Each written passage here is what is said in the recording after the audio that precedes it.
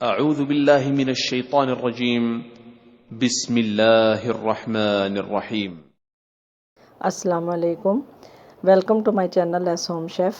اس دعا کے ساتھ آغاز کرتے ہیں کہ میرا رب آپ سب کو اپنے اپنے گھروں میں خوش رکھے، آباد رکھے اور ہمیشہ صحت مند رکھے۔ تو آج جو ہم ریسپی بنائیں گے وہ آلو چنے کی چاٹ بنائیں گے۔ یہ انگریڈینٹس کو میں نے لکھ دی ہے، اردو انگلش میں آپ نوٹ کر لیجئے۔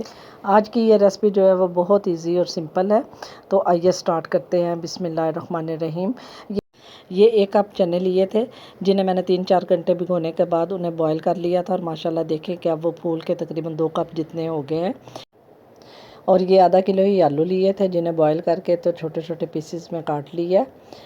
اور اس کے بعد یہ 2 ٹماٹر لیے ہیں جنہیں باریک باریک کاٹ لیا، اور 1 پیاز ہے، بڑے سائز کا، چھوٹے ہیں تو 2 لے لیں۔ تو اسے بھی باریک جو ہے وہ سلائس میں کاٹ لیا۔ یہ 2 گرین چلی تھی جنہیں باریک باریک کاٹا ہے، اور یہ تھوڑی سی املی ہے جسے صاف کر کے پانی میں ڈپ کر دیا تھا۔ یہ سمپل سے مسالے جو ہم اپنے آلو چنے کی چاٹ میں یوز کریں گے۔ نمک جو ہے وہ حسب ذائقہ ڈالیں گے۔ ریڈ چلی پاؤڈر جو ہے وہ ½ ٹی اسپون ہے۔ گرم مسالہ پاؤڈر جو ہے وہ 1 ٹی اسپون ہے، اور 1 ٹی اسپون جو ہے وہ چاٹ مسالہ ہے جو ہم یوز کریں گے۔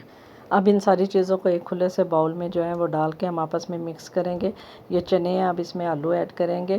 اس کے بعد یہ ٹماٹر ڈالیں گے، اور اس کے ساتھ جو پیاز اور وہ گرین چلی ہے ان کو بھی ڈال دیں گے۔ اس کے ساتھ ہی اب جو املی ہم نے بھگوئی ہوئی تھی وہ اس کا پانی بھی اور وہ سارا جو ہے مسالہ وہ اس میں کے اندر ڈال دیں گے، اور باقی جو مسالے تھے وہ بھی ایڈ کر کے اب انہیں 1 چمچ کی مدد سے اچھی طرح آپس میں مکس کریں گے۔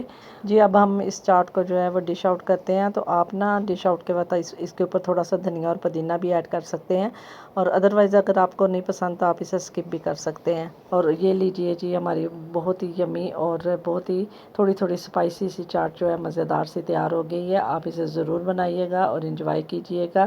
اور اگر آپ کو آج کی یہ ریسپی آلو چنے کی چاٹ کی پسند آئی ہو تو پلیز میری ویڈیو کو لائک کریں، شیئر کریں اور میرے چینل کو سبسکرائب کریں۔ بہت دعاؤں کے ہمراہ، اللہ نگہبان۔